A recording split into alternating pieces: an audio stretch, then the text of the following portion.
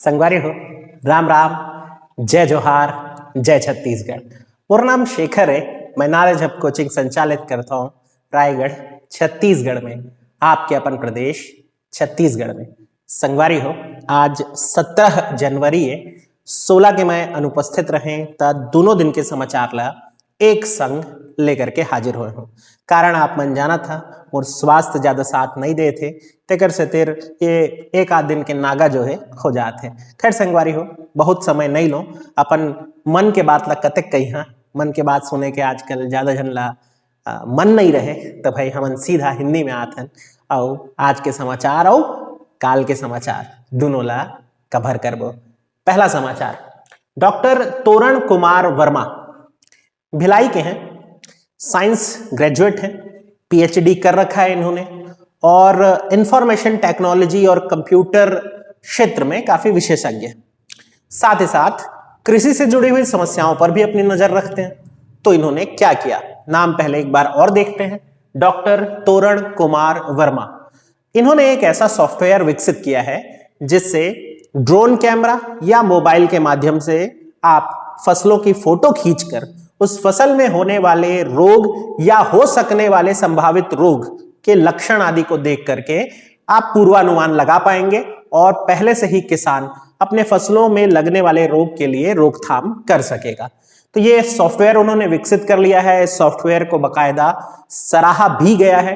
देखते हैं कि इसे कब तक किसानों तक पहुंचाया जाएगा।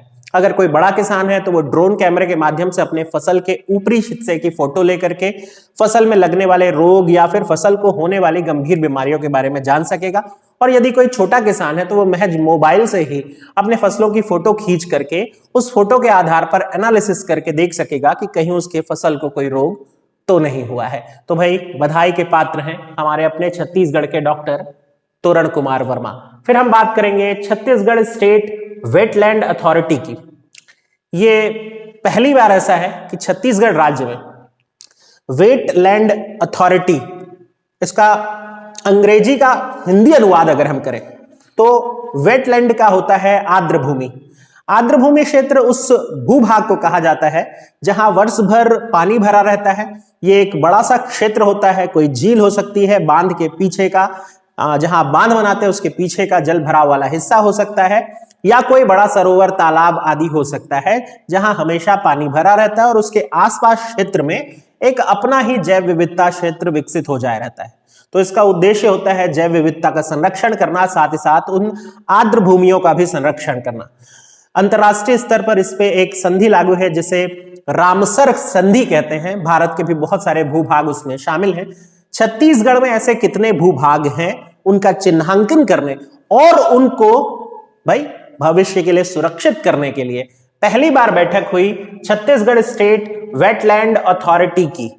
इस बैठक की अध्यक्षता छत्तीसगढ़ के वन और पर्यावरण मंत्री मोहम्मद अकबर कर रहे थे और उन्होंने कहा है कि छत्तीसगढ़ में जितने भी ऐसे वेटलैंड होंगे उनका भाई निर्देशन किया जाएगा, उनका क्या करना है आगे उसका उस पर निर्देशन किया जाएगा। साथ ही साथ पहले तो उन जगहों को ढूंढना भी है और फिर संरक्षण के उपाय करने हैं।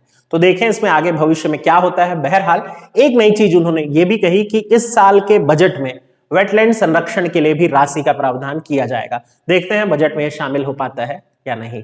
फिर हम बात करेंगे राज्य कृषक कल्याण परिषद की। ये एक बहुत महत्वपूर्ण समाचार होने वाला है। आने वाले एग्जाम की दृष्टि से आप इसे सबसे महत्वपूर्ण प्रश्न मान करके रखें, साथ ही साथ इसे प्री और मुख्य परीक्षा दोनों के लिए तैयार करें। मैं डिटेल में समझाता हूं। राज्य कृषक कल्याण परिषद, इसका गठन 13 साल पहले किया गया था। डॉक्टर MS स्वामीनाथन कमेटी की रिपोर्ट के आधार पर हर राज्य को अपने राज्य में कृषक कल्याण परिषद बनाने का निर्देश दिया गया था। इसी आदेश को मानते हुए, इसी सुझाव को मानते हुए हमारे राज्य में भी गठन कर दिया गया एक परिषद का, जो कि किसानों के कल्याण के लिए थी। नाम भी रख दिया गया राज्य कृषक कल्याण परिषद और इसकी अध्यक्षता सौंप दी गई पदेन मुख्यमंत्री को। यानी इस परिषद के अध्यक्ष होते मुख्यमंत्री, साथ ही साथ कुछ और मंत्री संतरी इसमें सदस्य होते। लेकिन आप सब जानते हैं किसी भी विभाग का मंत्री उस क्षेत्र का अच्छा जानकार हो, ऐसा हमेशा संभव नहीं होता है। इस आयोग के साथ भी, इस परिषद के साथ भी यही समस्या थी। 13 साल हो जाने के बाद भी इस परिषद के हाथों जो किया गया काम है वो है ठन गोपाल, और इसलिए इस परिषद का पुनर्गठन करने का निर्णय किया गया और कुछ महत्वपूर्ण चेंजेस किए गए हैं जो आपको याद कर लेने चाहिए।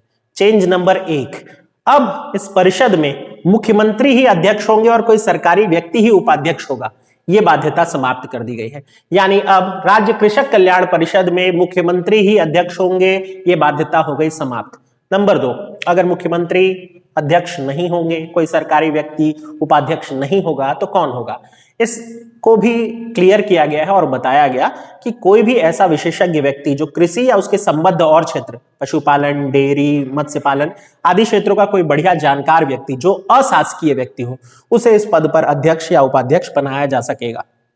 नंबर 3, इस परिषद में कौन लोग शामिल होंगे? इस परिषद में सारे अलग अलग जो कृषि क्षेत्र के भाग हैं उसके विशेषज्ञ जानकार, जो विश्वविद्यालय के प्रोफेसर आदि हो सकते हैं, डीन आदि हो सकते हैं, या फिर विशेषज्ञ किसान भी हो सकता है। इसमें 10 व्यक्ति हर अलग अलग क्षेत्र से इसमें शामिल किए जाएंगे। कौन से अलग अलग क्षेत्र हो सकेंगे? तो ये अलग अलग क्षेत्र जो है वो हो सकेंगे कृषि, उद्यानिकी, पशुधन, डेयरी, मछली पालन, कृषि विपणन। इन क्षेत्र के 10 कृषक या 10 विशेषज्ञ शामिल हो सकेंगे। अच्छा, एक चीज और इसमें ऐड की गई है कि किसी भी स्थिति में महिलाओं की उपस्थिति 30% होनी जरूरी है। तो किसान भी शामिल किए जाएंगे, विश्वविद्यालयों के प्राचार्य आदि भी शामिल किए जाएंगे, प्रोफेसर आदि भी शामिल किए जाएंगे, और तब बनेगी ये जाकर के कमेटी। साथ ही साथ 8 सदस्यों की एक कार्यकारिणी कमेटी का गठन भी होगा, जो कि मीटिंग का दिन तय करेगी, मीटिंग के एजेंडे तय करेगी और उसका पूरा डॉक्यूमेंटेशन करेगी। तो ये सब कुछ बदलने वाला है राज्य कृषक कल्याण परिषद में।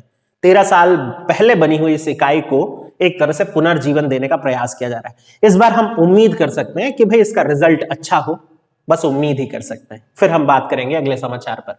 तुलसा तांडी, तो एक दिन की सेलिब्रिटी है ये तुलसा तांडी। कल राज्य टीकाकरण अभियान की शुरुआत हो गई। वैसे तो देशव्यापी टीकाकरण अभियान है, कोविड से बचाव के लिए यह टीकाकरण किया जा रहा है। 2 टीका है जिसमें चुनने की आजादी कि आप कौन सा लगवाना चाह रहे हैं, और उनमें से हमारे राज्य में पहला टीका जिसको लगाया गया वो है तुलसा तांडी जी। ये रायपुर की रहने वाली हैं, उम्र दराज महिला है, 54 साल लगभग उम्र है। उम्र तो नहीं पूछेगा, नाम ही पूछेगा। लेकिन Jawaharlal Nehru memorial medical college में ये एक सफाई कर्मी है। इन्हीं को लगा छत्तीसगढ़ राज्य का पहला टीका। देश में किसको लगा ये अलग विषय है, आप चाहें तो नीचे कमेंट बॉक्स में लिख सकते हैं कि भारत में किसे लगा। उम्मीद करता हूं आप राष्ट्रीय समाचार भी जानते होंगे। बहरहाल ये जो टीकाकरण अभियान शुरू हुआ उसमें छत्तीसगढ़ के कौन है टीकाकरण अभियान के प्रमुख, वो भी आपको जान लेना चाहिए। डॉक्टर अमर सिंह ठाकुर ये है राज्य टीकाकरण अभियान के प्रमुख अधिकारी। इन्हीं के दिशा निर्देश पर टीकाकरण हो रहा है। बहरहाल आज के समाचार पत्र में यही भरा हुआ था, आज के न्यूज चैनल में सिर्फ यही चल रहा है कि किसे पहला टीका लगा। हर जगह का तो याद नहीं किया जा सकता। आप इतना करेंगे कि देश में सबसे पहला टीका किसे लगा और राज्य में सबसे पहला टीका किसे लगा। मुख्यमंत्री और प्रधानमंत्री को पहला टीका लग जाता तो मजेदार हो जाती बात। खैर आगे बढ़ते हैं। फिर बात करेंगे वेद नारायण ढीमर की। वेद नारायण ढीमर छत्तीसगढ़ की एक खेल प्रतिभा है, दुर्ग जिले के हैं। गांव का नाम भी मैं आपको बता देता हूं, पुरई गांव है, जो कि खेल गांव के रूप में विकसित हो चुका है। दुर्ग में पुरई से बहुत सारे खिलाड़ी निकले, तो इसलिए पुरई गांव को खेल गांव भी कह दिया जाता है। दुर्ग का ये गांव छोटा सा गांव है, लेकिन खेल प्रतिभा खूब निकलती है, और उसी खेल प्रतिभा में से एक ये भी है, वेद नारायण ढीमर। ये खो खो के खिलाड़ी हैं। 7 अलग अलग प्रतियोगिताओं में ये अपनी प्रतिभा का लोहा मनवा चुके हैं, राज्य का प्रतिनिधित्व कर चुके हैं। खो खो जो एक अलग किस्म का स्पोर्ट होता है, स्कूल में शायद आपने खूब खेला होगा, बकायदा इसका एशिया कप भी होता है, ये भी आपको बता दूं। तो इसका होने वाला है एशिया कप, और उसके लिए भारतीय टीम का चयन किया जा रहा है। तो भारतीय टीम का चयन यूं ही रैंडमली नहीं कर लिया जाता, बकायदा उसके लिए ट्रेनिंग होती है, और उसको इंडिया के लेवल की ट्रेनिंग जो है वो प्राप्त होगी। उसके लिए चयन हो गया है हमारे यहाँ की खेल प्रतिभा का। उम्मीद करेंगे कि भारतीय टीम का हिस्सा बने और भारतीय टीम खो खो जीत करके भी आए, और हम छत्तीसगढ़ के इस खेल प्रतिभा का सम्मान कर सके। नाम वेद नारायण ढीमर, खो खो खिलाड़ी। भारत की खो खो टीम जो एशिया कप में रिप्रेजेंट करेगी उसके लिए ट्रेनिंग के लिए चयनित हो गए हैं। फिर हम बात करेंगे बार्क की। बार्क का एक तकनीक है, इलेक्ट्रॉनिक बीम सुविधा। बार्क ने छत्तीसगढ़ में एक मीटिंग के माध्यम से स्पष्ट किया है कि वो इस तकनीक का, इलेक्ट्रॉनिक बीम तकनीक का सुविधा केंद्र छत्तीसगढ़ में खोलना चाहती है। केंद्र सरकार का यह प्रस्ताव है, राज्य सरकार की मंजूरी के बाद प्रारंभ भी हो सकेगा, अभी हो नहीं गया है। बहरहाल इंदिरा गांधी कृषि विश्वविद्यालय रायपुर और बार्क के सदस्यों के बीच जो मीटिंग हुई उसमें इस बात के बारे में जानकारी दी गई कि हमारे यहाँ इलेक्ट्रॉनिक बीम तकनीक अपनाई जा सकेगी। अब थोड़ा ये समझ लेते हैं कि ये जो बार बार मैं कह रहा हूं इलेक्ट्रॉनिक बीम तकनीक, वो होता क्या है। इसमें क्या होता है, इलेक्ट्रॉनिक बीम का प्रयोग करके, बीम यानी किरण का प्रयोग करके आप तरह तरह के कार्य कर सकते हैं। आमतौर पर रंगीन हीरा बनाने के लिए इसका प्रयोग किया जाता है वैसे तो, लेकिन फसल की सुरक्षा, दवाइयों की सुरक्षा आदि के लिए भी इसका बहुत प्रयोग किया जाता है। इस बीम तकनीक से मैं पहले फसलों का लाभ बता देता हूं। इस बीम तकनीक को यदि आप फसलों पर यूज करेंगे तो भंडार की गई जो फसल है उस पर से आप फफूंद आदि हटा सकेंगे, जीवाणु कीटाणु आदि आप दूर कर सकेंगे। पैकेजिंग क्षेत्र में इसका बहुत यूज होता है, साथ ही साथ लंबे समय तक स्टोरेज करके रख सकने में भी बहुत यूज होता है। अगला है जो अतिरिक्त नमी होती है, आमतौर पे आप धान में ये जानते ही होंगे या चावल जब बनाया जाता है तो ये जानते ही होंगे कि उसमें नमी की मात्रा बहुत ज्यादा होती है, वो अतिरिक्त नमी आप हटा सकते हैं। इसके अलावा दवाइयों के क्षेत्र में अगर मैं बात करूं तो दवाइयों में भी निर्जलीकरण यानी दवाइयों को अच्छा सूखा रखना ताकि वो किसी और चीज से क्रिया करके खराब ना हो जाए, ये सब भी इसी के माध्यम से संभव हो पाता है। तो भाई फफूंद दूर करना, जीवाणु कीटाणु से मुक्त करना, ये सब कर सकेगा आपके लिए बीम तकनीक। इसके लिए प्रस्तावित हुई है योजना, देखें कब लागू होती है। फिर बात करेंगे फूड टेस्टिंग लैब की। फूड टेस्टिंग लैब जहां अलग अलग प्रकार के फूड की टेस्टिंग की जाएगी। हम अब तक इसके लिए हैदराबाद का सहारा लिया करते थे। छत्तीसगढ़ में अगर फूड टेस्टिंग करानी होती तो हमें सैंपल हैदराबाद भेजना पड़ता था। अब नवा रायपुर में फूड टेस्टिंग लैब की स्थापना की जा रही है और ऐसा कहा जा रहा है कि ये जब लैब बन करके तैयार हो जाएगी, जिसका काम शुरू हो गया है, तो मध्य भारत क्षेत्र की, यानी कि जिसमें मध्य प्रदेश है, हमारा अपना राज्य है, झारखंड है, बिहार है, इसका ये पहला फूड टेस्टिंग लैब होगा और वहां से सैंपल हमारे यहाँ आएगा, उपलब्धि होगी। फिर हम बात करते हैं अगली न्यूज पर, one nation one ration card योजना। वैसे तो ये योजना केंद्र सरकार की और काफी दिन से चल भी रही है। छत्तीसगढ़ अब तक इसका हिस्सा नहीं बन पाया था, लेकिन अब ऐसा कहा जा रहा है कि 1 अप्रैल जो कि टेंटेटिव डेट है, 1 अप्रैल 2021 से छत्तीसगढ़ में भी one nation one ration card योजना लागू हो जाएगी। इसका सिंपल सा मतलब होगा कि यहाँ का राशन कार्ड धारी अगर किसी कारण से राज्य के बाहर जाता है और उसे उसके यूज करने की जरूरत पड़ती है उस राशन कार्ड की, क्योंकि वो एक खास वर्ग को बिलोंग करता है, तो उसका वो प्रयोग कर सकेगा किसी भी राज्य में। साथ ही साथ आप किसी एक मोहल्ले में रहते हैं, उस मोहल्ले का एक पर्टिकुलर राशन दुकान होता है, अगर आपको लग रहा है कि वहां से आप नहीं ले पा रहे हैं, आपका घर दूर पड़ता है, किसी दूसरे राशन कार्ड किसी राशन दुकान के करीब पड़ता है, तो आप अपना राशन कार्ड ले जा करके वहां के राशन दुकान से भी राशन प्राप्त कर सकेंगे। दैट मीन्स राशन कार्ड के आधार पर सिर्फ एक ही जगह राशन मिल सके, ये बाध्यता हो जाएगी समाप्त। पूरे देश में सिर्फ एक राशन कार्ड के सहारे आप राशन प्राप्त कर सकेंगे, ये है इस योजना का उद्देश्य। तो ये एक जानकारी यहां पर 67.25 लाख राशन कार्ड छत्तीसगढ़ में है। अलग अलग वर्ग के अलग अलग हैं, वो तो खैर इकोनॉमिक्स का हिस्सा है, यहां पर मैं डिस्कस नहीं कर रहा हूं। फिर हम बात करेंगे खरसिया धर्मजगढ़ रेल मार्ग की। खरसिया धर्मजगढ़ रेल मार्ग लगभग 30 किलोमीटर लंबा ये रेल मार्ग था। रेल कॉरिडोर परियोजना का एक बहुत महत्वपूर्ण हिस्सा था। इसे पूरा कर लिया गया है और रिकॉर्ड समय में पूरा कर लिया गया, यानी तय समय में ही पूरा कर लिया गया। इरकॉन इंटरनेशनल लिमिटेड इसका निर्माण कर रही थी। लगभग 750 करोड़ रुपए की ये परियोजना थी और एक हिस्सा ये जो था धर्मजगढ़ से और खरसिया के बीच का कोल परिवहन के लिए मुख्य रूप से यूज होगा, वो बनकर के हो गया है तैयार। मेरा अपने शहर से होकर के गुजर रहा है तो जानकारी तो रखनी पड़ती है। फिर हम बात करेंगे गेंदलाल देशमुख जी की। तो देखिए, बहुत सारी विभूतियां ऐसी होती हैं जिनको हम पढ़ते हैं, सम्मान भी खूब देते हैं, लेकिन उनके किए हुए योगदान को थोड़े दिन बाद भुला दिया जाता है और हो सके तो उस योगदान की भरपूर बेइज्जती भी कर दी जाती है। ऐसा इनके साथ ना हो, यही कामना करते हैं। इनका हो गया है निधन। गेंदलाल देशमुख एक पर्यावरणविद, पर्यावरण सुधारक, एक चिंतक और एक पर्यावरण कार्यकर्ता थे। कहते हैं कि इन्होंने 5 एकड़ क्षेत्र में अकेले अपने दम पर जंगल खड़ा कर दिया। दुर्ग के आसपास के रहने वाले ये व्यक्ति हैं और दुर्ग के आसपास इन्होंने एक लंबा चौड़ा जंगल एरिया खुद के दम पर तैयार किया।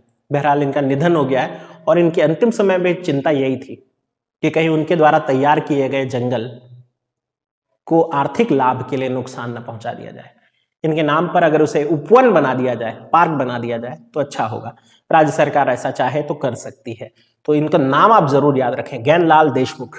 राज्य के लिए, पर्यावरण सुधार के लिए, पूरे देश के लिए, आपके हमारे लिए योगदान देने वाले एक व्यक्ति। हम बात करेंगे अगली न्यूज की, क्लस्टर कृषि योजना। अब इसको थोड़ा समझिए पहले। क्लस्टर कृषि का मतलब है एक विशेष क्षेत्र को लेकर के उस क्षेत्र में खेती करना। इसके लिए इंद्रावती नदी का तट जो है वो प्रयोग किया जा रहा है। इंद्रावती नदी के किनारे बसे हुए जो गांव है, 3 गांव, वहां के किसान आपस में मिल करके खेती करेंगे। साझा खेती। साझा खेती का मतलब है कि उनके खेत में कोई ऐसा मेड़ वगैरह नहीं होगा, ये मेरा खेत, उसके बाद से तेरा खेत। हाँ, नापी हुई जमीन जरूर रहेगी कि इतने से इतना इसका है, उसके बाद का इसका है, लेकिन उसके लिए मेड़ आदि का प्रयोग नहीं होगा। साथ मिलजुल करके खेती करेंगे। हरियाणा या पंजाब में जिस तरह का मॉडल होता है। साथ ही साथ 2 फसल ले सकेंगे। नदी के पानी का प्रयोग करके रबी और खरीफ दोनों मौसम में फसल ले सकेंगे और अच्छी उपज ले सकेंगे। इस योजना को एक पायलट प्रोजेक्ट के रूप में शुरुआत की जा रही है बस्तर में। 3 गांव हैं, उलनार, सोनारपाल और तिरिया। अगर ये योजना सफल हो गई तो हो सकता है कि बस्तर में इसे और भी लागू किया जाए। अच्छी पहल है, क्लस्टर कृषि योजना याद रख सकते हैं आप। फिर हम बात करेंगे प्रदीप टंडन की। प्रदीप टंडन फिक्की छत्तीसगढ़ के अध्यक्ष थे। 1 साल के लिए कार्यकाल और बढ़ गया है। फिक्की यानी federation of industries and chamber of commerce होता है, जो कि उद्योग और कॉमर्स क्षेत्र के लिए कार्य करने वाली एक संस्था है। भारत में इसके अध्यक्ष हैं उदय शंकर जी, नए अध्यक्ष हैं। इन्होंने ये कार्यकाल इनका जो है 1 साल के लिए बढ़ा दिया। सॉरी, मेरी तबीयत थोड़ी ठीक नहीं है और गले में खराश जो है वो चल रही है। कोरोना नहीं है, टेस्ट करा चुका हूं, लेकिन प्रॉब्लम तो है। फिर हम बात करते हैं, हाँ, तो प्रदीप टंडन जी, ये 1 साल के लिए फिर से कार्यकाल बढ़ गया, तो आप ये याद रख लेंगे। ये एक न्यूज है बहुत जरूरी, बंद कारखानों का प्रयोग। बंद खदानों का प्रयोग जल संरक्षण के लिए। तो मुख्यमंत्री जी ने निर्देश दिया है, ऐसे बहुत सारे खदान जिनका उपयोग हो चुका है और उसे खुला छोड़ दिया गया, अक्सर हादसे हो जाते हैं। सॉरी, करना पड़ता है, आपके लिए ये काम कर रहा हूं तो थोड़ा सहना पड़ जाता है। तो बंद खदानों का प्रयोग किया जाएगा जल संरक्षण के लिए। मुख्यमंत्री ने इसका निर्देश दिया है और ये निर्देश जो है वो 1 अप्रैल 2021 से पहले आप बंद खदान जितनी क्षेत्र है वहां जल संरक्षण योजना बनाए, इसके लिए निर्देश दिया गया। फिर हम बात करेंगे डॉक्टर प्रभुदत्त खेड़ा।